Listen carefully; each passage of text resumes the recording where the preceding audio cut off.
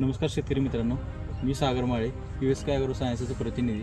आपण रामेश्वर या गावात आलेलो आहे, तालुका देवळा, जिल्हा नाशिक. हा वॉलचा प्लॉट आहे. वॉलच्या प्लॉटवर आपण रूट ट्यूलिपचा वापर केलेला होता. रूट ट्यूलिपचा वापर करून शेतकऱ्यांना त्याचा रिझल्ट कसा वाटला हे आपण त्यांच्याकडून जाणून घेऊया. तुमचं नाव सांगा. माझं नाव भरत कारवारी कांदळकर, राहणार रामेश्वर, तालुका देवळा, जिल्हा नाशिक. मी हे रूट वापरल्यामुळे तर जे पिवळापणा होता तो पहिले सुरुवातीला कमी झाला, त्याच्यानंतर शेंडा वाढला, जो टॉप झालेला होता. त्याच्यानंतर फुलाची पण चांगली फुल निघालं आणि शेंगा आहे तर त्या बऱ्या म्हणजे चांगल्यापैकी फुगून मिळाली आणि लांब पण झाल्या.